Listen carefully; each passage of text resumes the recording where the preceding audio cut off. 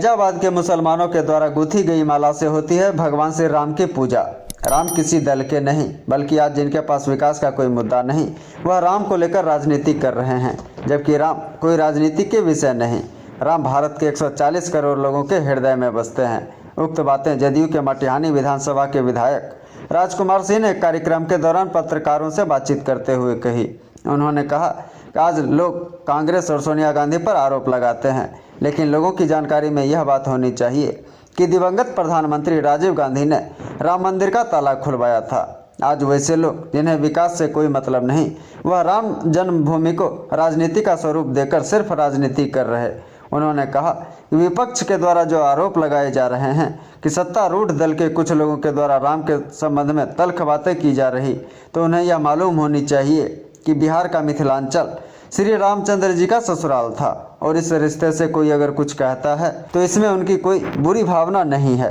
दरअसल विधायक राजकुमार सिंह एक कार्यक्रम में शामिल होने पहुंचे थे, जहां उन्होंने लोगों को आश्वस्त करते हुए कहा कि बेगूसराय में आज रामधारी सिंह दिनकर के नाम पर पॉलिटेक्निक कॉलेज की स्थापना हो चुकी है, और बेगूसराय में राष्ट्रकवि दिनकर के नाम पर विश्वविद्यालय बनाने की दिशा में भी हम लोग काम कर रहे हैं।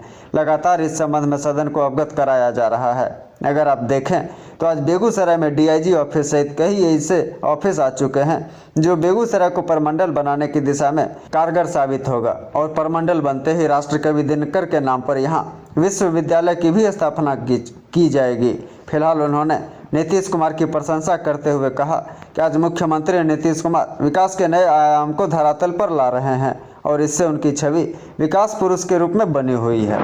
बेगूसराय में रामधारी सिंह दिनकर के नाम पे विश्वविद्यालय बने, इसका प्रयास मैं ही नहीं, लगभग सभी विधायकों ने विधानसभा में इसकी मांग की है और बार बार की है, और हर बार हर सत्र में हम लोग इस चीज़ की मांग करते हैं। इंतजार करें आप, मुझे लगता है रामधारी सिंह दिनकर जी के नाम पे एक पॉलिटेक्निक का तो निर्माण हो ही चुका है यहाँ पे, आप देखेंगे अगर देखेंगे जल्दी जब विश्वविद्यालय का निर्माण बेगूसराय में होगा, बेगूसराय को परमंडल का दर्जा जब मिल जाएगा, तो परमंडल के स्तर पे ही विश्वविद्यालय की स्थापना होती है, तो उसमें रामधारी सिंह दिनकर के नाम पर ही इस परमंडल में विश्वविद्यालय की स्थापना होगी। क्या लगता है परमंडल के रूप में हम लोग बेगूसराय को लगातार आप देख रहे हैं परमंडल के रूप में मैंने माननीय मुख्यमंत्री जी का संज्ञान दिलाया था से मुझे लगता है पहले ही अपने सत्र में।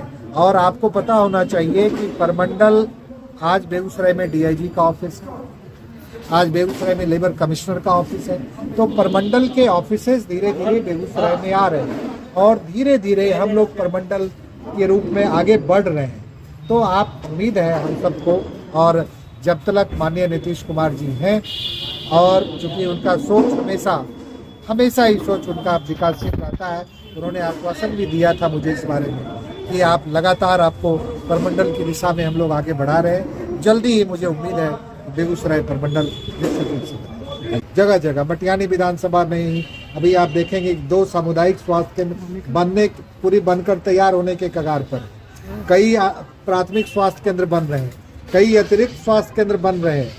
तो ये काम भी होना चाहिए, और इस काम को भी हम लोग कर रहे हैं। हम विकास के कार्यों को पूरी तरीके से आगे बढ़ा रहे हैं, हमारे नेता बढ़ा रहे हैं, और आध्यात्मिक उन्नति भी लोगों की हो, इस ओर हमारा किसी प्रकार का कोई गुरेज नहीं है। राम हम सभी लोगों के, राम किसी दल के नहीं है, राम किसी पार्टी के नहीं है, राम किसी व्यक्ति के नहीं है, राम इस पूरे हिंदुस्तान की जितनी भी जनता है, 140 करोड़ जनता, उन सब के राम है। और आपको ये पता होना चाहिए कि राम उस फैजाबाद के उन तमाम मुस्लिम भाइयों के भी हैं जिन्हीं के द्वारा पिरोए गए माला से रोज राम जी का वहाँ पे पूजा अर्चना होता है। तो ये भगवान राम को राजनीतिक परिप्रेक्ष्य में लाके राजनीति करना ये मुझे नहीं लगता है कि उचित है। राम हमारी आध्यात्मिक, हमारी सांस्कृतिक, हमारी सामाजिक प्रगति के प्रतीक हैं, तो हम उन्हीं रूप में उनको देखते हैं। सोनिया गांधी क्यों बोली है कि राम का जो एजेंडा है बीजेपी कर रही है? नहीं, राम ऐसा कुछ नहीं किसी ने बोला, आपको पता होना चाहिए। सोनिया जी के दिवंगत जो पति राजीव गांधी जी ने ही वहाँ पे राम मंदिर का शिलान्यास करवाया था, ताला खुलवाया था। भगवान राम से किसी को कोई परहेज हो ही नहीं सकता इस हिंदुस्तान में।